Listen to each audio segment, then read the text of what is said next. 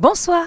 Et merci d'avoir accepté notre invitation sur Monaco Info. C'est vous qui avez été choisie pour être la marraine de cet événement majeur de la Journée internationale des droits des femmes en principauté.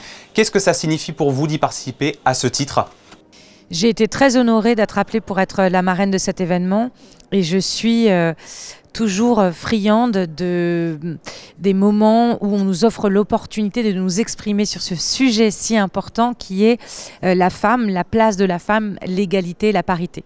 Alors l'industrie du cinéma dont vous faites partie a connu aussi de véritables scandales, mais aussi un vent de changement depuis MeToo aux États-Unis, en passant par la France, avec des figures majeures de la lutte contre les violences sexistes et sexuelles, comme Judith Godrèche ou encore Adèle Haenel, pour ne citer qu'elle. Quel regard vous portez aujourd'hui, vous qui êtes du métier, sur la tournure de ces événements et la place de la femme dans le milieu jusqu'à aujourd'hui ? Les choses sont en train de bouger pour le meilleur, je trouve. D'abord, on n'est plus du tout traité de la même manière sur un plateau de cinéma. Il y avait beaucoup de remarques désobligeantes, de choses déplacées, voire vulgaires. Et plus personne ne s'autorise à faire ça. Moi, j'ai été plutôt préservée par rapport à certaines de mes collègues de boulot et amis qui ont vécu des choses qui ne sont pas racontables, mais qui ont été entendues déjà dans la presse. Et puis, on est en train également de laisser une place de plus en plus importante aux femmes artistes, aux femmes réalisatrices. On commence à nous accorder le droit d'être derrière la caméra. Il commence à y avoir des histoires de quotas, des grands patrons de chaînes qui souhaitent que 50% de leur fiction soit réalisée par des femmes. C'est presque un avantage aujourd'hui d'être une femme réalisatrice. Je peux vous assurer que ce n'était pas le cas il y a encore 10 ans. Donc les choses bougent, mais il est important de rappeler qu'on est qu'aux prémices. On est très loin du compte. Oui, la prise de conscience ne fait que commencer en fait, hein. La prise de conscience ne fait que commencer. Il y a encore d'énormes inégalités salariales et il y a encore beaucoup de travail à faire sur la protection de la femme et les droits de la femme. Et puis il y a le cinéma et puis plein d'autres domaines. Quand on dézoome un tout petit peu et qu'on regarde la planète, on est vraiment, la femme n'est pas du tout traitée à sa juste valeur et n'a pas du tout sa place, en tout cas une place égale à celle de l'homme. Donc il y a encore beaucoup de travail sur le droit des femmes. Quels sont les exemples, par exemple, que vous avez en tête pour ce qui concerne les droits des femmes en général? C'est-à-dire, qu'est-ce qui reste encore à accomplir concrètement, selon vous? En France, vous voulez dire, ou en règle générale? On peut parler en France, par exemple, mais ça peut être aussi à l'international, puisqu'il y a des questions qui touchent aussi la France. D'abord, il y a d'énormes inégalités salariales, des gens qui font le même boulot et qui sont moins payés parce qu'elles sont des femmes. Là, on a vraiment besoin du soutien des hommes. On doit avoir des hommes qui disent c'est terminé, je ne veux plus ça. On doit avoir des hommes qui manifestent pour nous, les femmes, c'est important. Ensuite, si on regarde à un niveau international, il y a carrément des endroits où ça régresse de manière catastrophique.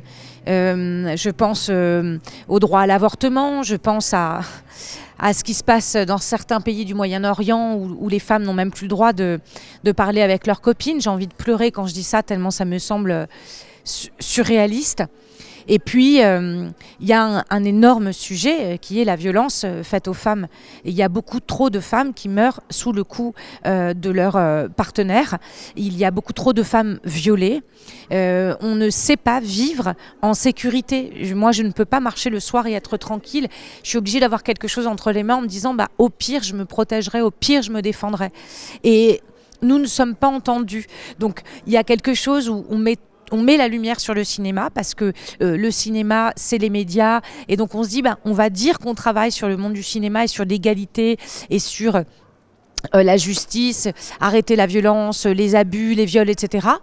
Comme ça, on donne la sensation à la France entière qu'on est très très intéressé par le sujet et qu'on y travaille activement.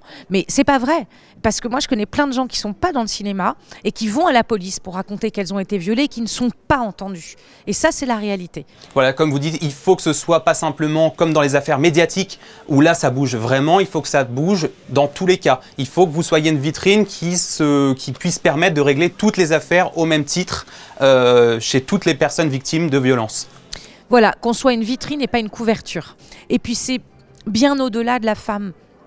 Je pense que c'est-à-dire que ça n'est pas que un combat pour la femme, c'est un combat pour l'avenir de l'humanité. Puisque notre planète, elle est régie par des hommes et qu'elle court à la catastrophe, on a besoin de faire la place aux femmes pour l'avenir de notre humanité. C'est sérieux, c'est un sujet très sérieux. Et pour finir, question plus personnelle sur quels sont vos projets à l'avenir, Audrey Dana? Alors, je m'engage sur des projets en tant que réalisatrice. Je suis en train d'adapter un roman de Michel Bussy, éminemment féminin, qui s'appelle Nymphéa Noire, qui est un gros challenge et qui va être mon premier polar.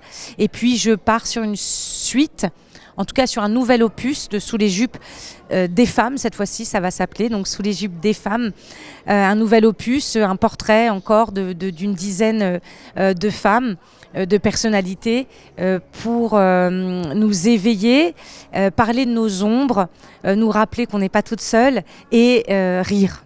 Et puis après j'ai écrit un roman qui s'appelle Le journal d'une illuminée qui va être édité chez Lattès et je me lance dans un podcast qui va s'appeler Sous les jupes des femmes aussi, dans lequel je vais inviter beaucoup de femmes à parler de leur part d'ombre, de ce qui les gratte, ce qui les dérange, de ce qui les a abîmées, mais aussi de ce qui les a réparées, pour tenter de créer une communauté de femmes qui vont se souder et comprendre qu'elles ne sont pas toutes seules à être agitées par tous ces démons intérieurs. Voilà, de merveilleux projets à venir donc et engagés. Audrey Dana, actrice et marraine de cette édition 2025 du Power, merci beaucoup de nous avoir fait l'amitié d'être avec nous aujourd'hui sur Monaco Info. Avec grande joie, Monaco Info, merci de m'avoir écouté.